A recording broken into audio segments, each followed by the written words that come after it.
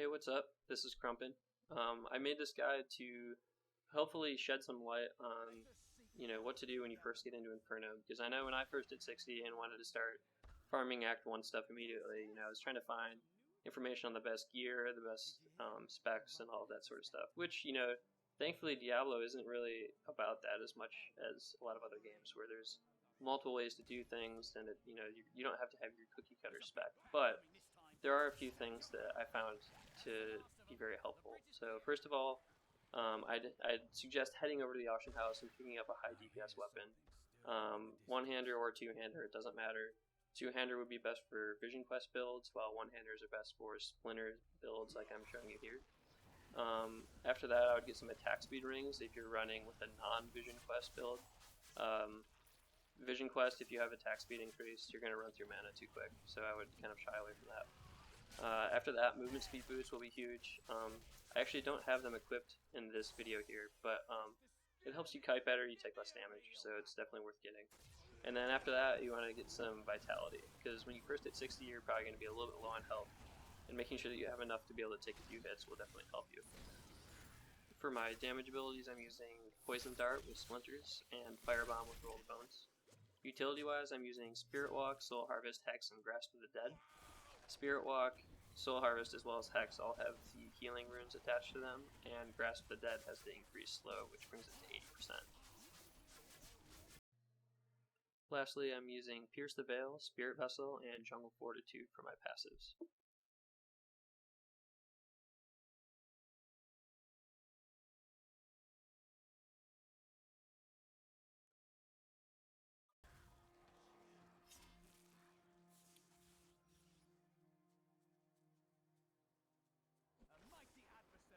I actually got a little bit caught off guard here with this pack.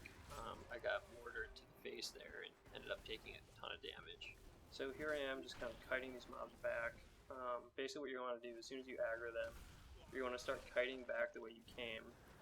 If you look at the mini-map, I'm not going off the side, and I'm not running into new packs of mobs. It's really important to run straight back the way that you came from. Because, if you're running around getting aggro from a bunch of other mobs that are off to the side, it's just going to make your day a living hell. So, being smart and not pulling other packs will definitely increase how quickly you do things, and will also minimize the damage that you take. On the whole, this guy wasn't too bad. That was, if you actually saw there, that was a big thing. Using Hex defensively is very useful, and it's easy to do. Basically what you do, like if that guy pulls you in, basically you just immediately cast Hex, and if you're standing close to him, he'll immediately turn into a chicken, which will then give you time to either A, run away, B, you can stand there and nuke him a little bit, or you could draw out Grasp of the Dead and start kiting him basically when he pops out of the chicken. So I'm just kind of doing this, it's a kind of a boring fight, not too much going on. Taking a bit of damage, but overall it's pretty manageable. There wasn't really a point, aside from that initial pull where I thought I was going to die.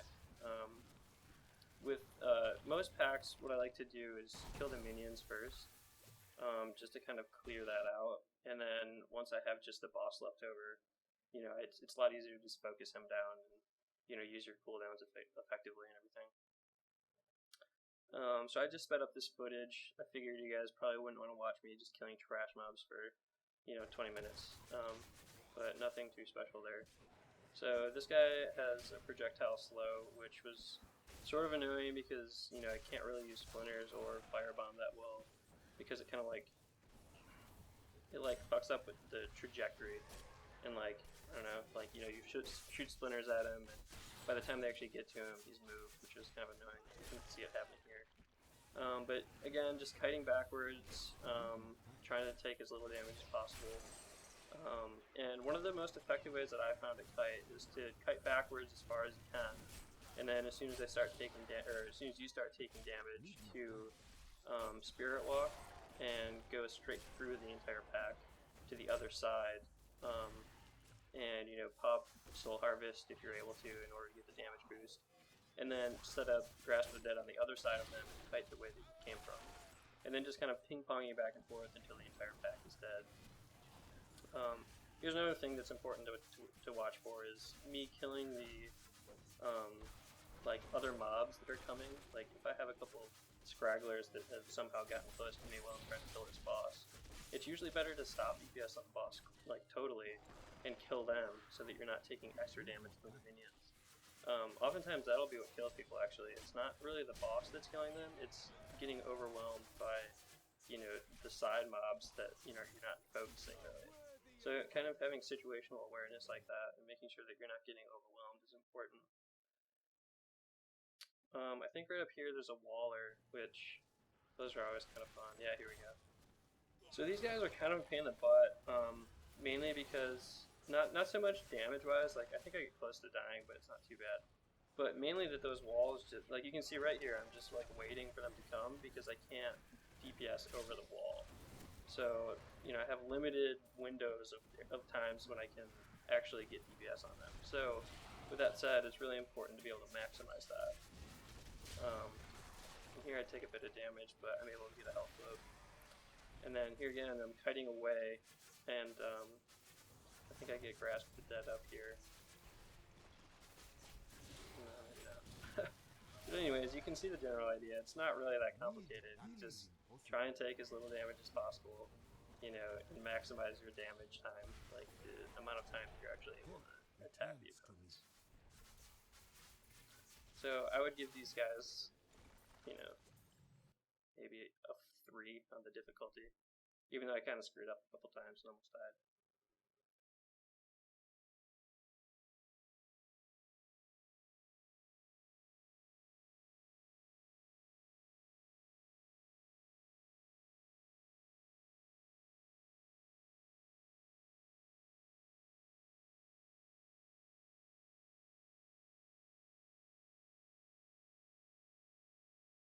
So I like to play thinking that any mob can one-shot me, basically is the approach that I take, because you know as soon as I get into Act 2 that's actually going to be the case, so you might as well play with that sort of mindset. I think that helps as well, something you know to keep in mind at least.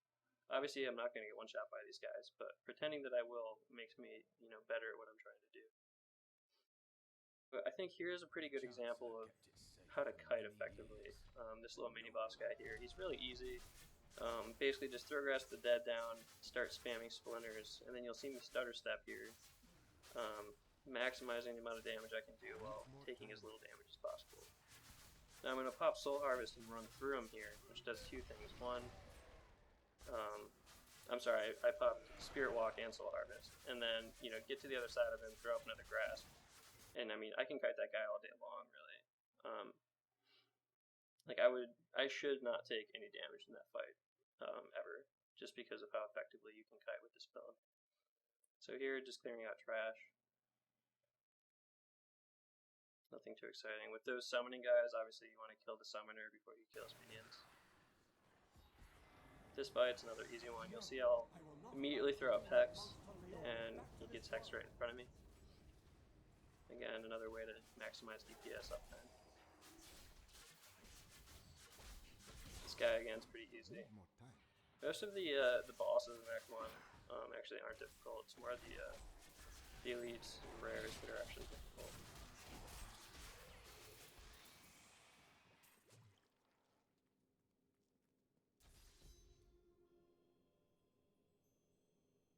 Here I'm heading back to town. The ring that I found off those Waller guys actually ended up being a pretty awesome ring, which is something I'd like to bring up about.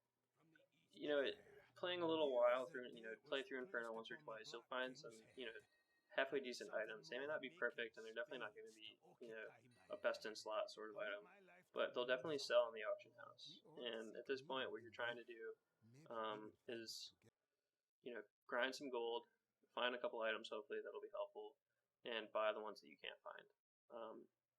Upgrading your gear is going to be a huge help in, how effective you are at DPS, how effective you are at, taking damage and all of that. So it's really not that bad. I've been able to make, let's say I play through to the Skeleton King, I probably will make about 200 to 300,000 gold, both from the drops that I find as well as being able to sell stuff for the auction house. With that said, be careful with the auction house currently, because I bought an item yesterday and didn't end up getting it until, halfway through today. And, I haven't heard of anyone actually losing gold straight up, but, it's kind of spooky when you spend 700,000 gold on something and then it doesn't show up in your, completed auctions. So I would probably wait until that stuff gets totally sorted out before you go and start looking into buying stuff. I actually did something somewhat stupid here. My plan was to kite into this back corner and then pop Spirit Walk running through them to the other side and then continuing to kite in the other direction. But when I pop Spirit Walk and I start running through them, I realize that they're kind of staggered. They're not clumped as I thought they were. So when I pop out of Spirit Walk, there's actually a ton of guys waiting to just bash my skull in. Thankfully, I was able to run by them without them killing me. But if you're lacking a little bit of gear, that easily could kill you. So that's the sort of stuff you have to be prepared for. Like if I was in the gear that I was when I first started Inferno, I probably would have died there, would be my guess.